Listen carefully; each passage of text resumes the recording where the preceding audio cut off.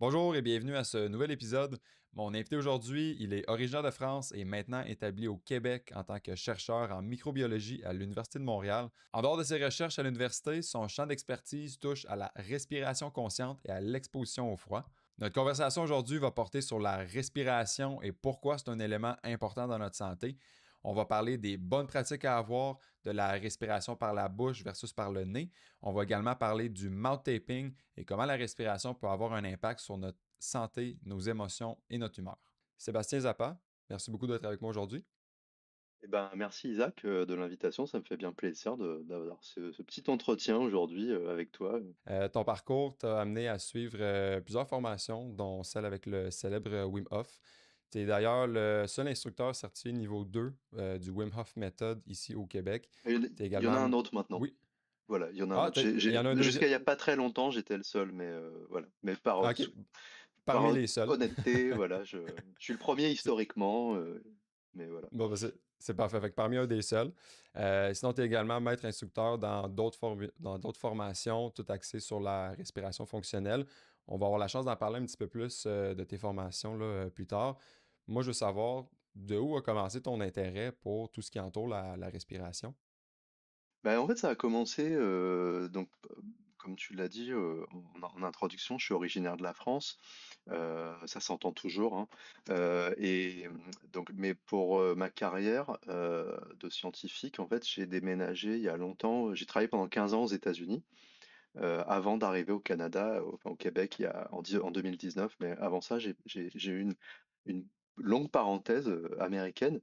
Euh, Pendant que j'étais là-bas, en fait, donc je travaillais en tant que chercheur et j'ai eu un syndrome d'épuisement, le burn-out, hein, et qui était associé à des épisodes dépressifs, voilà, comme la dépression chronique. Euh, et en fait, bon, j'ai essayé d'adresser le problème de plein de façons, médicales, non médicales, avec tout ce que ça représente. Enfin, c'est très vaste, hein. On sait que par exemple l'activité physique est un très bon remède pour la santé mentale. Donc je faisais énormément de sport, ça me faisait du bien. Le problème, c'est que ça me fatiguait aussi. Donc ça me faisait du bien au mental, mais par contre, pour ce qui est de l'épuisement, ça a empiré la chose. Donc j'étais rentré dans un cercle vicieux parce que j'arrivais pas à me doser. Je faisais toujours plus, toujours plus, toujours plus. Donc ça a vraiment accéléré l'épuisement. Et au final, bah, à un moment donné, j'étais vraiment, vraiment en burn-out. Plus possibilité de faire de sport.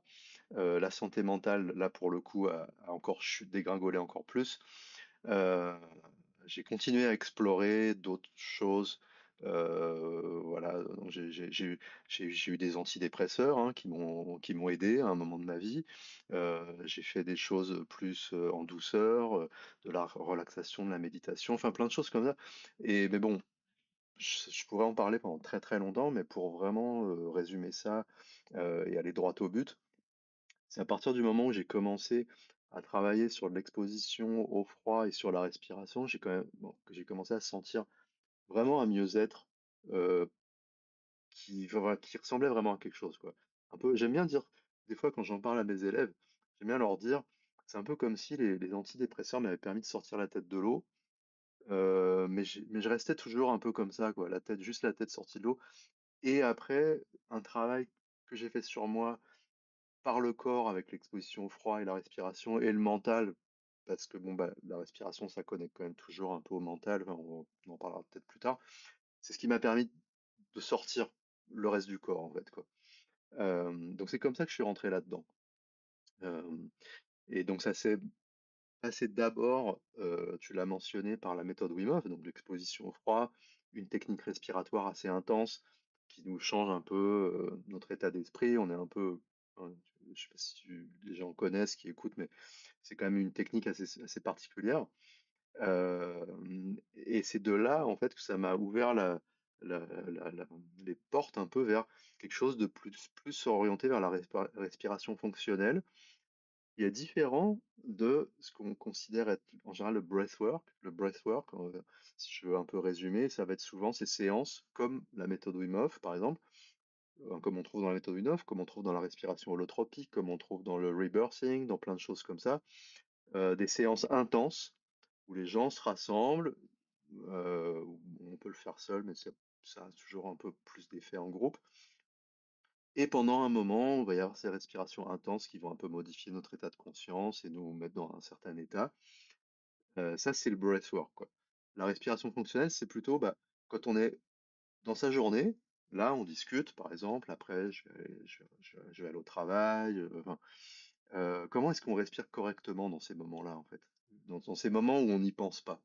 Euh, comment est-ce qu'on respire correctement pendant qu'on dort, par exemple? Tous ces trucs-là, c'est ça la respiration fonctionnelle, la respiration efficace, la respiration naturelle. On pourrait accrocher plein de mots là-dessus. Mais voilà, ça te donne le contexte. C'est parfait. Ben, c'est intéressant. On va avoir la chance justement de parler un peu de la respiration en lien avec les émotions, le stress, l'entraînement. Euh, je sais pas si tu connais l'auteur américain James Nestor. Il a écrit un livre, j'imagine que oui, Breath, The Science of a Lost Art. Moi, c'est un petit peu de là que l'intérêt est parti. Dans son livre, il explique, bon, évidemment, tous les bienfaits de la respiration. Il va même jusqu'à dire que la respiration devrait faire partie d'un des piliers du bien-être. À quel point c'est important. Fait que, si on parle des piliers, on parle de l'alimentation, l'entraînement, le sommeil. Il dit que la respiration devrait en faire partie. Pourquoi est-ce que c'est autant important de porter une attention à la façon qu'on respire? Bah, en fait, c'est une question, enfin, une remarque que je trouve très, très intéressante et ça ouvre sur des explications qui peuvent nous amener assez loin. Mais je suis totalement d'accord avec James Nestor là-dessus. C'est un très bon livre d'ailleurs. Si les gens qui nous écoutent l'ont pas lu, je recommande. Il y a une édition qui est sortie en français aussi d'ailleurs, si on lit pas l'anglais. Mais en fait, oui, c'est important. Moi, je vais te donner un exemple. Quand on pense à respiration, on va toujours, ou respiration consciente, ok. Et si on pense pas à la partie breathwork, ok. Si on pense à voilà, des gens qui pratiquent la respiration consciente, on va imaginer facilement des gens qui sont assis sur un coussin de méditation, allongés sur un tapis de yoga et qui travaillent tout en douceur. Très bien. Ça, on sait que ça a des vertus relaxantes. Donc James Nestor en parle dans le livre. Il y a quand même, il commence à y avoir pas mal d'études scientifiques qui tendent à le montrer, hein, que si on calme la respiration, on se détend, on calme le stress, on améliore sa concentration, sa qualité de vie, plein de choses comme ça. Mais moi j'aime bien, donc on pense beaucoup à la partie un peu mentale, psychologie, ce genre de choses.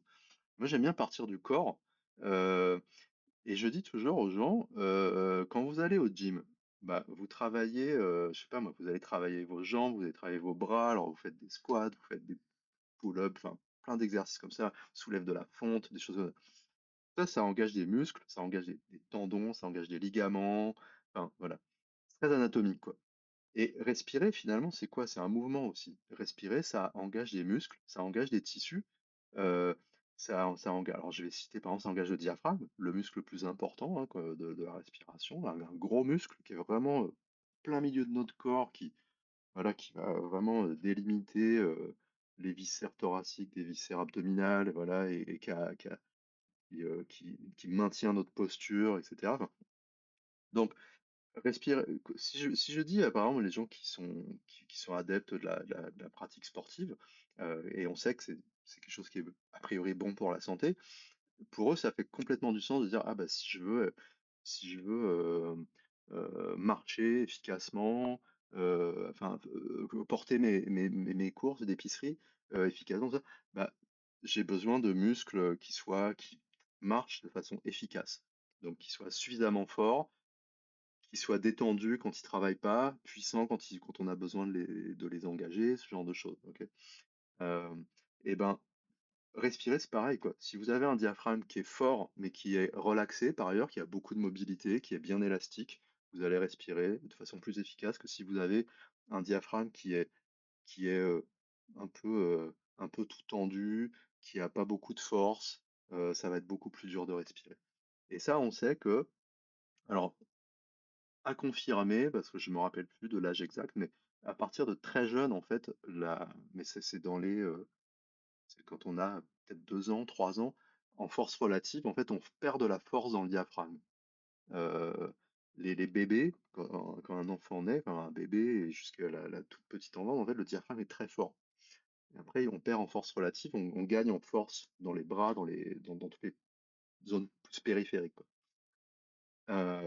Chez les gens, plus on vieillit, en fait, plus notre diaphragme est faible.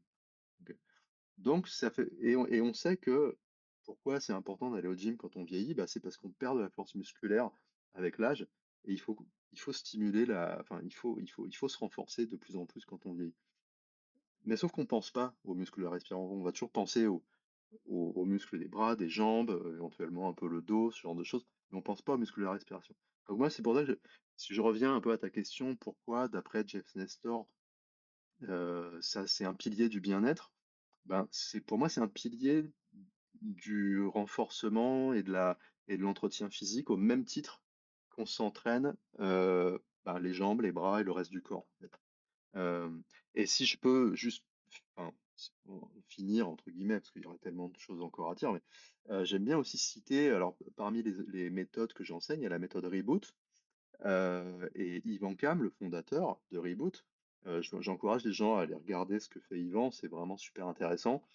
Il dit, pour lui, il dit que la respiration, elle est aujourd'hui ce qu'était la nutrition il y a 30 ans. Ok.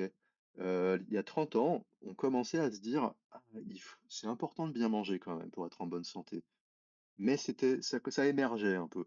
Aujourd'hui, tout le monde sait, euh, et après, on peut débattre qu'est-ce que c'est bien que bien manger ou mal manger, hein. Je veux dire, il y a des gens qui vont dire, ouais, il faut manger plus de viande, plus de ci, c'est autre chose. Mais tout le monde est d'accord pour dire que c'est important pour être en santé de bien manger. Ok. Moi, j'espère que ça prendra moins de 30 ans pour que les gens se disent, bah, pour être en bonne santé, bah, il faut bien respirer, quoi. C'est quoi exactement bien respirer? Est-ce qu'il y a une façon? Est-ce que, tu sais, on parlait du diaphragme. Je sais qu'il y a plusieurs façons de respirer, mais est-ce que, tu sais, dans la vie de tous les jours, est-ce que c'est mieux de respirer par le nez, par la bouche? Est-ce que c'est mieux de respirer plus par les poumons ou par le ventre? Ouais, alors là, on arrive à un sujet, ça peut être, ça peut être, voilà, ça peut être un peu délicat parce que il y a c'est à la fois simple et compliqué, quoi. Genre, quoi qu'il arrive, on va toujours respirer par les poumons. Enfin, c'est toujours nos poumons qu'on remplit d'air et qu'on vide d'air. Ça, genre, il n'y a pas de, genre, même si vous allez à un cours de respiration ou de yoga ou quoi, et qu'on vous dit, voilà, respirer par le ventre ou quoi, oui, bah, il y a on active une certaine partie de l'anatomie et le ventre gonfle, mais c'est quand même toujours les poumons qui se gonflent au final. Je veux dire, ça, il n'y a pas de, il y a pas de, faut être clair avec ça. Mais après, voilà, c'est vrai que quel levier d'action on a sur la respiration? On en a plusieurs. Euh, pour être plus précis, en fait, on va plutôt parler de la ventilation que de la respiration, parce que la respiration, c'est un terme un peu large. Dans la vie de tous les jours, si toi et moi on parle de respiration, en fait, on va parler de ventilation, c'est-à-dire remplir les poumons, vider les poumons. Ok. Ça, on peut avoir une action consciente là-dessus. Parce qu'après, ce qui se passe dans le corps, il y a l'air en fait qu'on a mis dans nos poumons, il y a l'oxygène qui va partir dans le sang, du sang qui va partir dans les cellules, et là, les cellules vont faire ce qu'on appelle la respiration cellulaire. Ok. Et donc libérer le gaz carbonique qui va revenir dans les poumons. Et nous, quand on vide nos poumons, on va recracher de l'air qui aura un peu moins d'oxygène et plus de gaz carbonique. Mais ça, c'est la ventilation, quoi. Et donc, on a un levier d'action là-dessus. Ça, on a un contrôle. Après, ce qui se passe, la perfusion, la respiration des cellules, c'est pas quelque chose. J'ai envie de dire, on a un contrôle indirect. Mais bon, c'est autre chose. Le contrôle qu'on a donc sur la ventilation, il va être anatomique. Donc, est-ce que j'utilise le nez? Est-ce que j'utilise la bouche? Ok. Et, euh, et ce qui va être anatomique au sens où est-ce que je gonfle plutôt ma poitrine? Est-ce que je gonfle plutôt mon ventre? Donc là, vous voyez rien, mais je gonfle mon ventre. Donc ça, c'est en gros, c'est vraiment pour l'anatomie, la base. Ok. Après, il va y avoir, donc ça c'est donc l'anatomie. Ensuite, il va y avoir, on a un contrôle sur l'amplitude. Est-ce que je gonfle beaucoup mes poumons ou pas beaucoup? Je fais des petites respirations ou des grandes respirations. Et à côté de l'amplitude, on a la vitesse, ou le rythme, ou la fréquence, comme vous voulez. Donc, je respire lentement? Est-ce que je respire vite? Donc après il y a plein de possibilités, on est à l'infini, et en fait, moi j'aime bien parler de tout ça à mes élèves et insister beaucoup de ça, parce qu'une fois qu'on comprend tout ça, en fait, on peut réinventer toutes les techniques respiratoires, OK? Si quelqu'un vous dit, «Ah, respirer en 4, 7, 8», bon, bah, ça veut dire 4, 7, 8. Ça veut déjà, qu'est-ce que ça veut dire? Ça veut dire 4 temps d'inspire, 7 temps d'apnée et 8 temps, d'expire. Bah, là, quand la personne me dit ça, je me dis: «Ah, bah, là, elle est en train de me parler de la vitesse ou de la fréquence respiratoire. Elle est pas en train de me parler de l'amplitude». Déjà, je peux déjà enregistrer ça. Donc après, je peux demander: «Ah oui, mais donc je mets en place mon 4, 7, 8, puis après je peux essayer de jouer. Je maintiens 4, 7, 8, 4 d'inspire, 7 d'apnée, 8 d'expire, et je peux essayer de faire varier l'amplitude là-dessus. Je peux essayer de faire varier le ventre ou le haut, observer ce qui se passe, observer les sensations». Donc quand on a compris tout ça, anatomie, amplitude, vitesse ou fréquence, on peut réanalyser toutes les techniques respiratoires et les réinventer en fait, et se faire ses propres techniques. OK? Plutôt que d'apprendre par cœur des catalogues de techniques, bah, en fait, on va comprendre les grands principes et les appliquer à soi-même. Et donc, et ça, moi, c'est ce qui m'intéresse, en fait, d'avoir des gens qui comprennent tout ça et qui sont capables de le mettre en application sans juste répéter des choses qu'ils ont appris comme ça, qu'ils ont vues sur Internet, qu'ils n'ont pas forcément compris. Ils ont juste dit: «Ah, le prof, il a dit que ça calmait, donc je vais faire ça et je vais être calme», et auquel cas, bah, ça sera un effet placebo, ce qui est déjà bien, mais on peut aller beaucoup plus loin que ça, quoi. OK?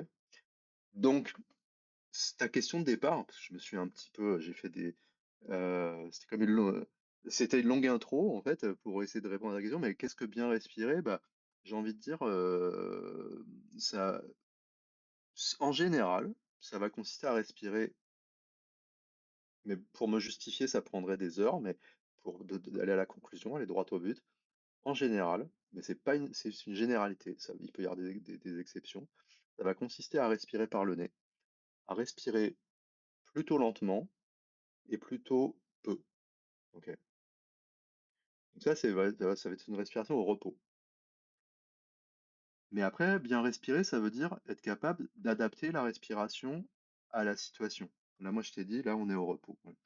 Si je pars faire du sport, bon, bah, il faut que je sois capable d'accélérer ma respiration, de prendre de l'air, donc avoir des muscles puissants, des muscles respiratoires puissants, qui me permettent d'apporter assez d'air et de le renouveler de façon assez importante en fonction de mon activité. Parce que mon métabolisme va augmenter, j'ai besoin de brûler plus d'énergie, donc j'ai besoin de fournir plus de carburant. Donc le carburant qu'on a à l'intérieur, ça va être bah, les sucres ou à un moment donné les graisses ou les protéines qu'on brûle, mais pour les brûler, on a besoin d'oxygène. Donc voilà, donc en gros, voilà, j'espère que ça répond à peu près à ta question, quoi. Oui. Tu as mentionné que c'était mieux de respirer par le nez. Pourquoi est-ce que c'est mieux de respirer par le nez que par la bouche? C'est quoi les bienfaits? Alors, il y en a beaucoup. Je vais pas pouvoir tous les énumérer. Déjà parce que je les connais pas tous par cœur. Il y en a, je crois, on commence à en avoir dénombré une quarantaine.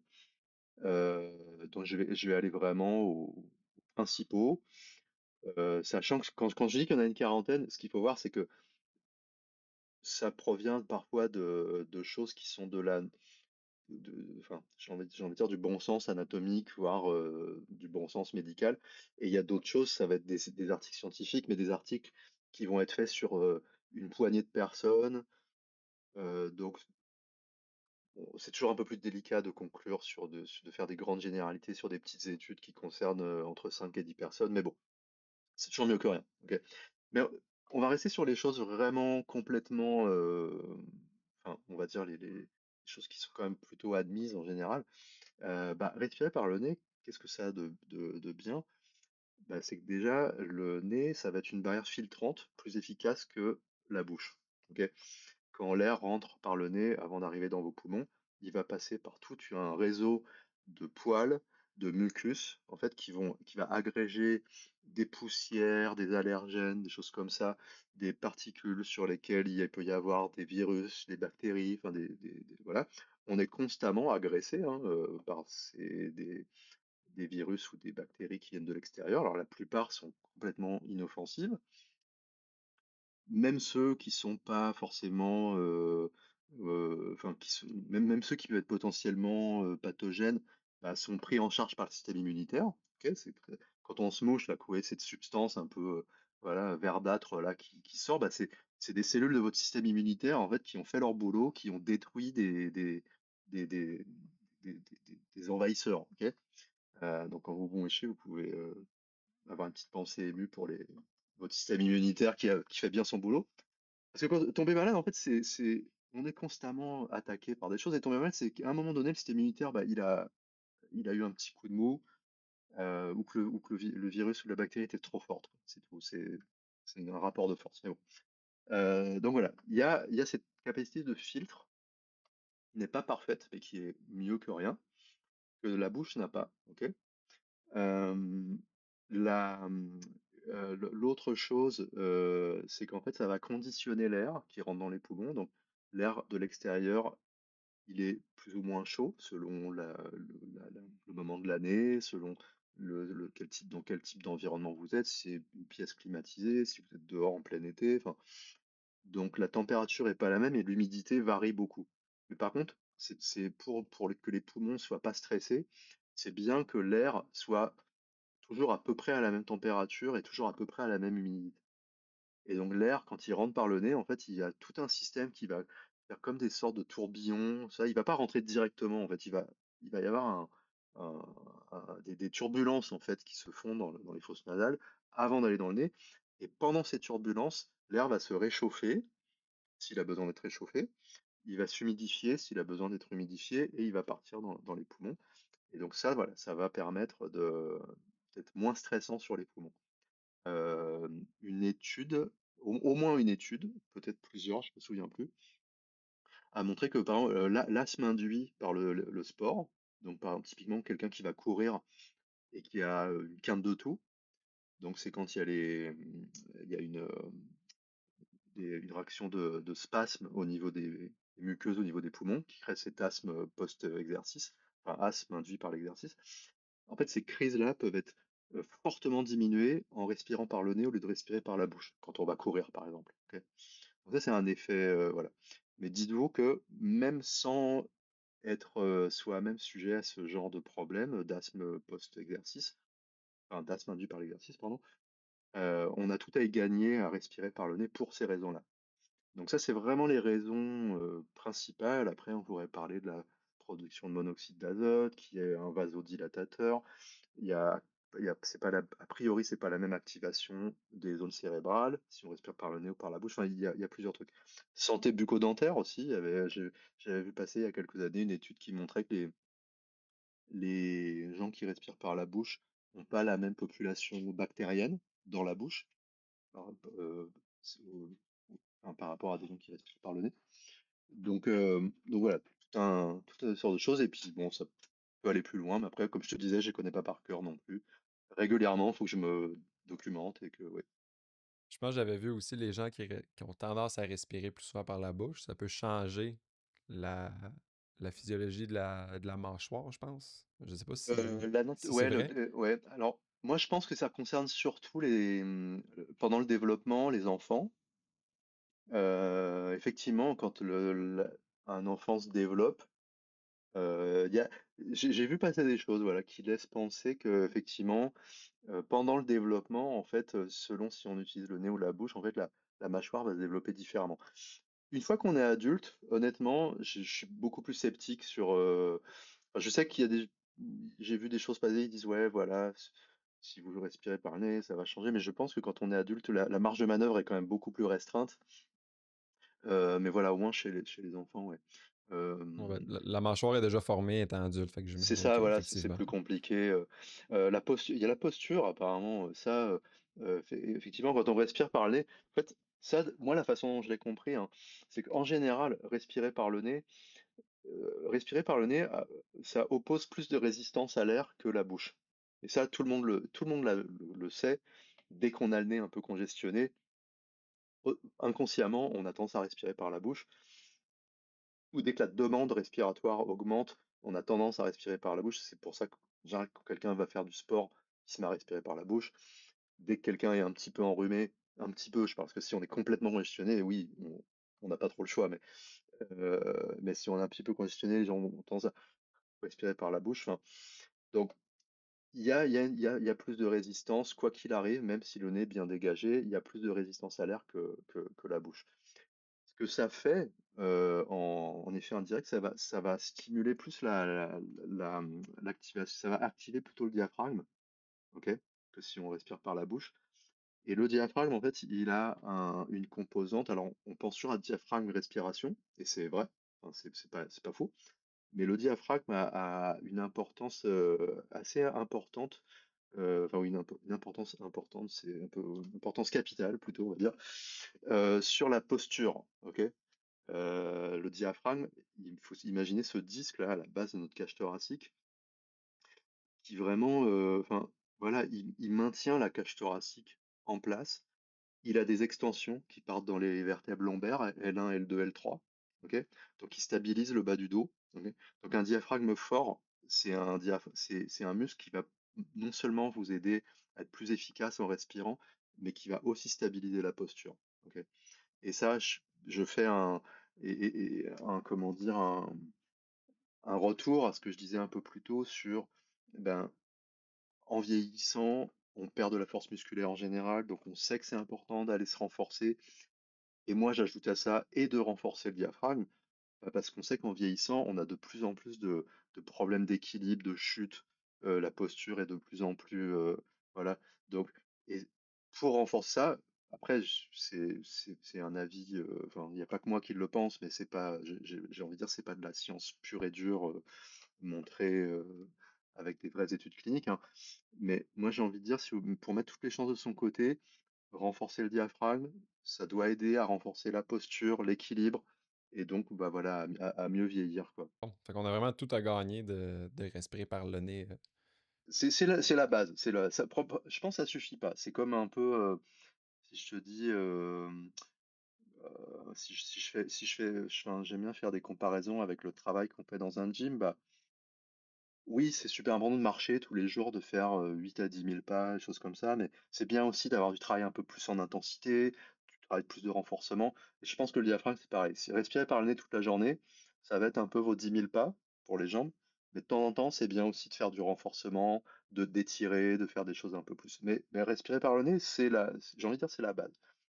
Ceci étant dit, je vais mettre un petit, parce que on voit avec la tendance actuelle qu'il y a sur la respiration consciente et la promotion de la respiration nasale, très bien, moi je trouve que c'est très bien de promouvoir ce genre de truc, mais parfois, comme les réseaux sociaux ont un peu tendance toujours à favoriser les messages un peu extrêmes, on va dire, des fois on a l'impression de lire des choses, ah mais respirer par la bouche, c'est le nouveau, c'est comme fumer des cigarettes ou manger un McDo. Non, il faut pas aller jusque-là. Non, respirer par la bouche, c'est pas non plus, vous n'allez pas mourir si vous respirez par la bouche. C'est juste qu'il faut s'entraîner à respirer par le nez le plus souvent possible.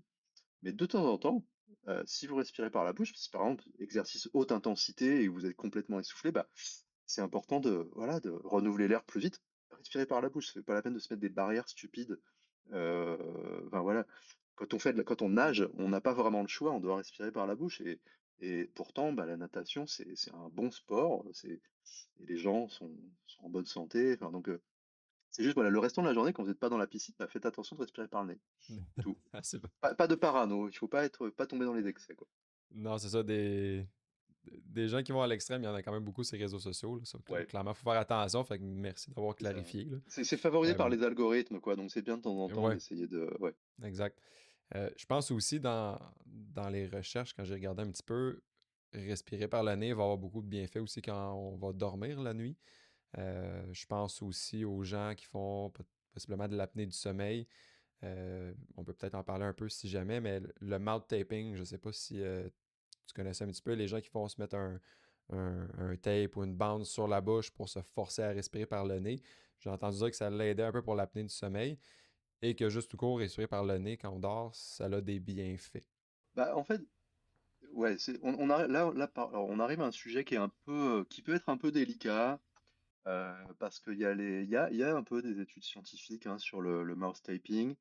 je veux pas dire qu'elles sont contradictoires, mais c'est quand même, c'est un champ où on a besoin d'accumuler, enfin, si je parle vraiment scientifiquement, hein, on a besoin d'accumuler un peu plus de données pour être sûr de savoir de quoi on parle. Ok.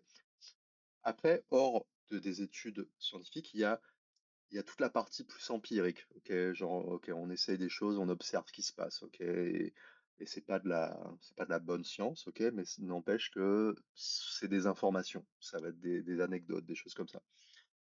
Euh, et là, voilà, moi j'ai envie de dire que oui, notamment par exemple, une des méthodes que j'enseigne, Oxygen Advantage, recommande pas mal l'utilisation du Mars Taping. Ok. Après, pour revenir à ce que je disais avant, moi je suis plutôt dans l'idée de ne pas aller dans les excès et plutôt d'aller dans la prudence. Si on veut essayer de faire du Mars Taping, très bien. Ok, c'est libre à chacun d'essayer. Mais j'éviterais l'approche TikTok qui consiste à voilà, prendre du scotch, le mettre sur la bouche et d'aller dormir comme ça. Ok. Moi, ce que je conseille toujours aux gens, c'est déjà si votre respiration elle est harmonieuse et efficace, on va dire, pendant la journée, il y a des chances il y a des chances que ça se transfère pareil pendant la nuit et que vous n'ayez pas besoin en fait de faire ça. Je pense que c'est mieux de ne pas avoir besoin du tape. Ok. Donc, voilà. Donc travailler sur ça dans la journée, ça va vous faire faire des progrès pendant qu'on dort, ok? Euh, Pendant que vous dormez. Euh, Si vous souhaitez essayer, en fait, l'idée, ça va être de se tester en fait chez soi. Et donc commencez par mettre du tape chez vous pendant que vous êtes, comment dire, là pendant la journée. Et regardez, est-ce que vous êtes capable de faire vos activités normalement avec du tape? Commencez par une demi-heure, par une heure, par 2 heures. Ok. Si jamais vous sentez de la gêne, que vous sentez que des fois vous êtes essoufflé, ça veut dire que inconsciemment, que si vous n'aviez pas eu le tape, inconsciemment, probablement vous auriez respiré par la bouche, ok? Donc ça veut dire que c'est quand même, vous êtes un peu, il y a un petit peu du travail à faire, ok? Je parle, tout ça, moi je parle au repos, hein. Je parle au repos, ok? Donc moi je pense que c'est bien d'aller faire ces tests-là chez soi, au calme, avant de se lancer et de les mettre enfin, pendant la nuit. Après, quand on veut essayer, alors là je suis obligé de dire que j'ai un conflit d'intérêts parce que je suis lié à Oxygen Advantage et Oxygen Advantage vend un tape qui s'appelle le MyoTape, qui est qui laisse un espace, ok, dans enfin pour la bouche, ok, c'est pas juste un scotch qu'on se met comme ça. Euh, mais donc voilà, conflit d'intérêt déclaré. Je dis pourquoi quand même je pense que ce tape a quand même quelque chose de bien. C'est que si jamais vous essayez de faire ça, alors ça peut être soit pendant la journée, mais surtout pendant la nuit, ça veut dire qu'en cas d'urgence, votre corps va arriver à trouver une voie pour faire entrer l'air par la bouche, ok?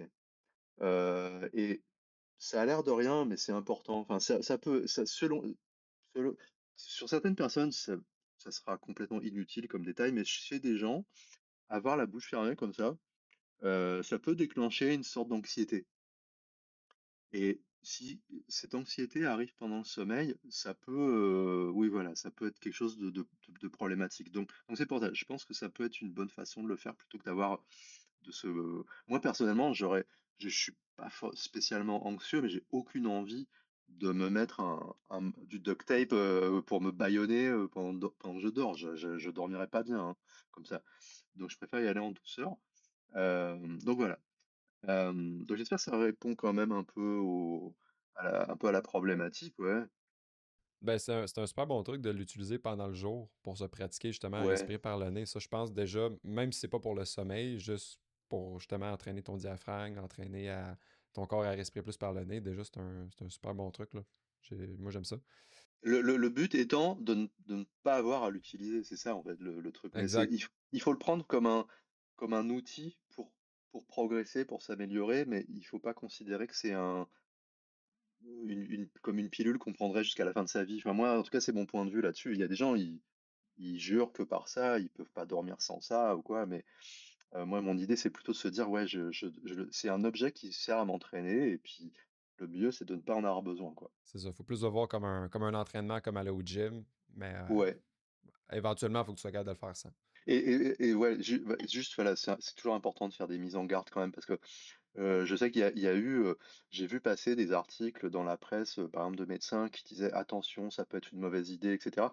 Et c'est vrai, enfin, même si je pense que de façon anecdotique ou empirique, j'ai vu j'ai vu ou entendu parler de bienfaits. Oui, il y a des gens, surtout si on va trop vite, qu'on est congestionné, euh, ben, ça peut créer une sorte de d'hypoxie un peu très, très légère. Ça peut créer des crises d'anxiété, de panique, de personnes qui se réveillent où ils ont passé la nuit en état où ils avaient un peu moins de saturation d'oxygène qui a un peu baissé pendant la nuit et ils se réveillent, ils se sentent mal. Enfin, donc si en plus ils sont paniqués ou quoi, enfin, il faut être, il faut respecter tout ça. Et oui, c'est vrai que les mises en garde, elles vont pas, elles vont concerner probablement une minorité de personnes, mais c'est important quand même de le signaler, quoi, et de faire ça de façon prudente. C'est vrai. Non, mais t'as raison, c'est bien d'aviser avant. J'aimerais regarder un petit peu l'impact de la respiration par rapport au stress. On sait que respirer, bon, je pense que ça a un lien aussi avec les battements du cœur. Plus on a une respiration lente, plus on se sent, bon, essentiellement, on se sent calme. Je pense qu'il y a un lien avec la respiration et le stress. Euh, Est-ce qu'il y a des façons ou des techniques de respiration qu'on pourrait utiliser pour, je prends un exemple, on a une entrevue, je me sens un petit peu stressé avant l'entrevue. Est-ce que j'ai une technique que je pourrais faire pour essayer de me calmer, ralentir mon rythme cardiaque? Comme, est-ce qu'il y a des techniques par rapport à ça? Ouais, ouais, alors il y a des techniques, mais après, voilà, il y a, comme je disais plus tôt, ce qui m'intéresse, c'est plutôt de regarder du côté des principes que des techniques et que les gens un peu s'approprient ces principes sur eux. Mais en gros, oui, euh, le stress, enfin, ce qu'on va appeler stress, en gros, c'est cet état où en fait on a le cœur qui accélère, l'activité qui accélère. Alors, le mot stress a une connotation péjorative en général, parce qu'on pense à une expérience plutôt, ah, je suis stressé, c'est quelque chose qui est pas bien. Mais le stress peut être quelque chose de positif, dans le sens où, bah, euh, quand on fait du sport, quand on va au gym ou quoi, on a le cœur qui accélère et tout, et c'est quelque chose qu'on vit de façon positivement. Quand on rencontre euh, la- l'être aimé, on a le cœur qui accélère ou quoi, et qu'on vit positivement. Euh, et pour l'organisme, c'est à peu près la même chose, mais c'est que la perception, l'aspect psychologique de la chose est totalement différent. Et on va rester dans le côté, voilà, accélération un peu, voilà, versus la relaxation qui est voilà, le rythme cardiaque qui chute, etc., etc. Relaxation qui est en général perçue comme quelque chose de positif, mais si on est sans arrêt le rythme bas et tout comme ça peut être un problème aussi, parce que ça veut dire qu'on est tout mou et tout. Quand on est dépressif en fatigue chronique, on est souvent comme ça, quoi. Et c'est pas quelque chose qui est. Donc juste pour dire qu'il faut un peu distinguer la. En fait, ce dont on parle, c'est le système nerveux autonome, le sympathique, parasympathique, quoi, le cœur qui accélère, la glycémie qui change, choses comme ça, versus le cœur qui diminue, etc. Voilà. Mais il faut juste différencier la perception psychologique qu'on a de l'expérience en cours par rapport à ce que le corps en fait est en train de dire. Et en fait, la respiration a un pouvoir sur, enfin, oui, est complètement connecté bah, justement à l'état de ce système nerveux. Ok. Donc c'est vrai que si je respire vite, mon cœur va suivre. Ok. Il va se mettre à accélérer, accélérer. Si je respire doucement, mon cœur va ralentir. Ok. Et donc, bah, typiquement, si comme ce que, enfin, tu faisais référence à une situation stressante, mais on va dire quelque chose de plutôt désagréable, genre, bah, je me sens dans une situation. Bah, déjà, observer. Le premier truc, c'est de se rendre compte de ce qui se passe. Et se rendre compte, c'est d'avoir assez d'introspection, se dire, tiens, c'est vrai que là, en fait, oui, par exemple, j'ai un oral à donner, j'ai une présentation à faire devant des gens, mais qu'est-ce qui se passe dans mon corps? Euh, ben, mon cœur est en train de battre plus vite que la normale et je suis en train de respirer plus vite. Et puis peut-être que d'ailleurs, je suis en train de respirer un peu plus par la bouche que d'habitude. Et c'est d'être capable de reconnaître tout ça. Numéro 2, être capable de se dire, tiens, bah, façon, ma présentation orale, je vais rien y changer. Les gens dans la salle, ils sont là. Faut rien y changer. Par contre, ma respiration, je peux la changer. OK? Ça, j'ai un levier d'action là-dessus. Donc je fais je fais la part des choses, OK? Et là, je peux commencer à ralentir, OK? Donc ça peut être c'est tout simple, hein, ça peut être je ralentis, mais comme je disais, tout à l'heure, je disais, bah, il y a l'anatomie, l'amplitude de la fréquence. Ralentir, c'est la fréquence. Bah, si je ralentis, mais que je prends des grandes respirations pour, compenser, je risquerais de rester un peu dans cet état d'hyperventilation qui me trouble un peu l'esprit. Donc ça veut dire je ralentis, mais je fais attention de prendre des petites respirations tranquilles. OK? Anatomie, nez, et j'essaie d'utiliser mon diaphragme le plus possible. Parce que je sais que le diaphragme, quand j'utilise le diaphragme, je vais stimuler le nerf vague, et le nerf vague va plutôt avoir tendance à me dire, ok, tu peux te détendre, t'es en sécurité, quoi. Ok. Donc ça, c'est le premier truc. Ça, c'est le principe général. Mais tu vois, pas plus tard qu'hier, je discutais en messagerie avec un ancien élève que j'ai eu qui me disait, tiens, je comprends pas, quand je ralentis ma respiration, en fait, j'ai l'impression que mon cœur, il ralentit pas et des fois même il accélère. Et en discutant plus, bah, je me rends compte, et en plus je me rappelais de lui, de sa façon de pratiquer, bah, c'est quelqu'un qui est mentalement dans la c'est un, comment dire? Un overachiever, un peu, qui veut toujours faire un peu mieux, un peu plus, qui se met beaucoup d'exigences, quoi, OK? Et c'est quelqu'un quand on lui dit: «Retiens ta respira enfin, ralentis ta respiration», il va essayer de faire tellement bien, qu'en fait, il va se mettre dans un état où bah, peut-être qu'il va ralentir un peu trop par rapport à ce que le corps peut emmagasiner ou par rapport à ce que le corps a l'habitude de faire. Et du coup, bah, ça crée une peur de suffoquer. Et donc, même si on ralentit beaucoup, là, le réflexe du corps, enfin, c'est ah, peur de suffoquer. Donc, j'accélère le cœur pour donner un signal au reste de mon corps. Il faut que tu te sortes de cette situation parce que là, tu es en danger, il faut que tu respires plus. Ok. Donc, tu vois, oui, il y a des techniques, mais si on les fait, on peut les faire et avoir un effet qui est pas celui attendu si on n'est pas assez à l'écoute. Et ça, tout le monde est capable de dire: «Tiens, je ralentis ma respiration». Mais avoir l'introspection, de dire: «Tiens, je ralentis, mais en fait, qu'est-ce qui se passe là? Et mon corps, il fait ci, il fait ça. Est-ce que j'aurais pas un peu peur de suffoquer?» Des choses comme ça. Ça peut prendre beaucoup plus de temps. C'est un travail beaucoup plus perso, quoi. Est-ce qu'il y aurait quand même un exemple qu'on pourrait... Ouais, bah, tout simplement. Alors, heu prendre une inspiration la plus légère possible par le nez, vraiment, voilà. Les gens peuvent commencer si les gens nous écoutent, hein, on peut se prendre une minute 30, enfin, ça sera une forme accélérée, hein, vraiment, voilà, commencer par prendre une inspiration, mais c'est de se dire, tiens, je prends l'inspiration la plus légère possible, la plus en douceur. J'essaie de forcer le moins possible, quoi. Je laisse l'air rentrer par le nez. Donc il y a un petit flux d'air qui rentre, qui est plus ou moins long. On s'en fout des temps, parce que selon les gens, des fois ça va être 1 seconde, 2 secondes, 3 secondes. Ça va changer. Donc c'est pas, à la rigueur, c'est pas trop important. Mais se focaliser sur se dire, tiens, je respire tranquillement, en douceur, quoi.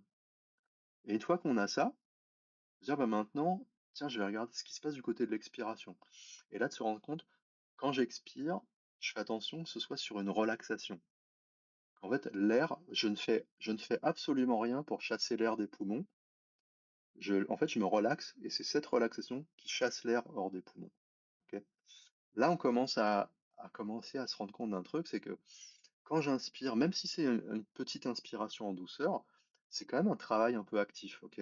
Ben, j'engage bah, typiquement mon diaphragme. Voilà. Par contre, quand j'expire, je laisse aller. Et là, c'est une petite relaxation. Ok. Donc ça, voilà, 2 étapes. Essayer de trouver cette dualité un peu. Actif, passif, actif, passif. En douceur, toujours en douceur. OK? 3e étape, j'essaie de regarder qu'est-ce qui se passe après l'expiration. OK? Est-ce que je prends une respiration tout de suite? Une inspiration tout de suite? Est-ce que je démarre un nouveau cycle respiratoire tout de suite après? Ou est-ce qu'en fait, après, j'observe une petite pause? OK? Donc l'idée, ça va être là, on a deux options, si j'ose dire. Soit on va observer qu'il y a une pause qui se met en place naturellement. ok? Donc, quand on est relaxé, avec une respiration efficace, la pause respiratoire, elle se fait toute seule. Ça va être typiquement, alors je donne des chiffres, hein, mais il faut vraiment les prendre avec des pincettes, ça varie d'une personne à l'autre, c'est pas des trucs à suivre comme une recette de cuisine, encore que. Mais voilà, je vais inspirer sur 2 secondes, j'expire sur 3 secondes, et j'ai une pause respiratoire sur 1, 2 ou 3 secondes. Ça va être vraiment un motif quand on est relaxé et qu'on fait ça sans effort, ok, ça va être quelque chose, on va dire, je pense, c'est ce que je qualifierais d'une bonne respiration, ok. Si on voit on démarre un nouveau cycle respiratoire tout de suite après, bah là, on peut essayer de se dire, tiens, qu'est-ce qui se passe si ben, j'essaie de retarder la nouvelle inspiration? Est-ce que je sens que je manque d'air? Est-ce que je suffoque? Ou en fait, non, en fait, je me rends compte que non, en fait, mon corps, il va très bien. Je peux avoir cette petite pause, ok? Et on peut explorer ça. Ça, c'est vraiment, c'est un petit exercice tout simple que on peut pas le faire trop, cet exercice. On peut pas, il n'y a pas de, enfin, il y a aucune contre-indication, on peut pas se blesser, on peut pas se faire de mal. Euh, le seul problème de ce type d'exercice, c'est que quand on le fait souvent, bah, il devient un peu trop routinier et on perd un peu l'intérêt, un peu comme beaucoup d'exercices comme ça, comme la méditation, quoi. On a avoir tendance à avoir on rentre en pilote automatique et puis le corps, mais à la rigueur, si on est capable de respirer comme ça en pilote automatique, bah, j'ai envie de dire, c'est un peu l'objectif. On doit être capable de respirer comme ça quand on regarde ses emails, quand on regarde la télé, quand on marche. Donc voilà. Donc c'était inhaler 2 secondes, plus ou moins 2 secondes par le Ouais, nez, environ 3. environ 3.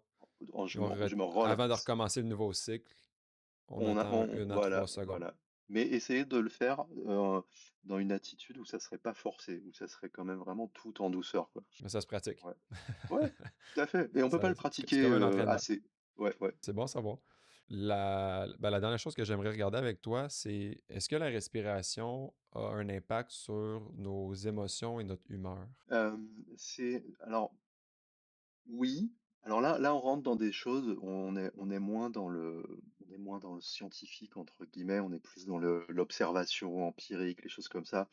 Euh, j'ai vu passer des choses, hein, scientifiques sur le fait ouais, que voilà, des gens qui ont des émotions très différentes, par exemple la joie, la colère, la tristesse ou quoi, on voit qu'il y a des différences sur les motifs respiratoires. Euh, Quelqu'un en colère, par exemple, va beaucoup inspirer. Enfin, là, je caricature, mais tu vois, c'est un peu ça, et ça fait du sens. On se met la colère à la base, c'est quelque chose qui est censé nous sortir d'une situation désagréable. Donc, il faut se préparer au combat ou à la fuite, mais il faut faire quelque chose. On ne peut pas être relaxé quand on est en colère, ok? Euh, donc voilà, il y a des choses comme ça. Après, c'est toujours délicat de, de connecter vraiment avec certitude la respiration et les émotions. Parce qu'avant, on a parlé du système nerveux autonome, donc système sympathique, parasympathique, où là, il y a quand même une relation qui est quand même plutôt claire. Mais les émotions, on arrive à une partie du système nerveux voilà, qui est au-delà de ça, qui est un peu au-dessus de ça, entre guillemets. Au niveau du cerveau, ça va être beaucoup comment dire, la partie limbique, les choses comme ça. Euh, mais a priori, oui. Déjà, être capable, voilà, de se relaxer, ça va permettre d'avoir plus d'introspection par rapport à ses émotions, euh, de les observer, ok, et de retrouver une sensation de contrôle, ok, de ce qu'on fait. Donc ça peut permettre de jouer dessus. Là, j'aime bien dire que voilà, il y a parmi les méthodes que j'enseigne, il y a donc dans la méthode Reboot, il y a toute une partie sur les émotions, donc qui est très intéressante. Et alors c'est vraiment un truc vraiment de la méthode Reboot, qui en fait qui part du postulat que en fait les émotions se manifestent quand en fait on est face à une certaine situation. Ok, donc par exemple si je vois Si je suis dans une situation de danger, je vais pouvoir avoir une émotion de colère ou de peur. Si je vois, quelqu'un que j'aime, je vais avoir de la joie, de l'excitation, des choses comme ça. Et c'est très bien, c'est normal, hein, c'est ce qui nous ça nous sert à interagir avec notre environnement, donc les émotions sont pas mauvaises en soi. Mais par contre, le postulat de la méthode Reboot, c'est qu'en fait, ces émotions, en fait, elles vont se manifester dans le corps et qu'en fait, une fois qu'elles sont si elles restent dans le corps, et quand je dis dans le corps, je suis pas en train de parler de choses, on va dire ésotériques, je suis en train de parler de si je suis contracté un peu toujours là, dans les bras, OK? Ça va être une signature de la colère, OK? Si j'ai des tensions, par exemple plus bas, au niveau des psoas ou quoi, ça va être plutôt une signature de la comment dire? De la peur, des choses comme ça. Et donc là, en fait, s'il y a ces choses, en fait, qui restent ancrées dans le corps, parce que c'est parce qu'on a vécu ces émotions, par exemple, quelqu'un qui vit une émotion, mais extrêmement importante, où il y a cette émotion qui se manifeste, mais qu'après, le corps n'arrive pas à la relâcher, elle reste là. C'est-à-dire que c'est le postulat qu'on utilise dans la méthode Reboot, c'est que cette émotion risque de se manifester alors que l'événement qui a déclenché cette émotion a disparu. Donc, c'est-à-dire que la personne va rester en colère, par exemple, tout le temps, enfin, pas tout le temps, mais qui va manifester de la colère alors que la situation voilà, n'est plus là. Elle va avoir une sorte de sentiment de peur qui va rester, chose comme ça. Et donc, avec Reboot, en fait, on travaille sur le corps pour travailler sur les émotions. Et pour ça, on travaille beaucoup sur la respiration. Mais on va travailler sur les zones, donc les zones qui sont spécifiques aux émotions principales. On a quatre émotions principales. Et on va travailler sur ces zones-là, mais on va le faire avec un travail respiratoire. Donc un travail où on va justement essayer de calmer, essayer d'exciter certaines zones, essayer de calmer d'autres. Et pour ça, j'encourage voilà, les gens à aller regarder ce que fait Yvan Kam. Sur sa chaîne YouTube, l'année dernière, il avait fait une présentation de la roue des émotions euh, donc sur sa chaîne qui s'appelle L'Art de la respiration de YouTube, et c'est très clairement expliqué, donc c'est intéressant. Donc voilà. Donc, on peut dire que ça a un impact sur notre humeur et nos émotions, Ouais.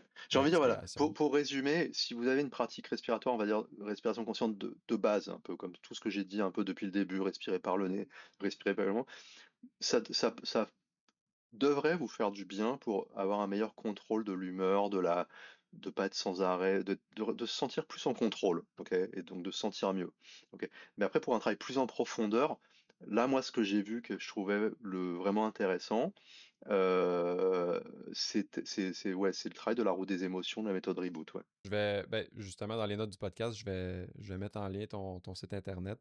Je sais que tu as plusieurs formations aussi là, que tu donnes.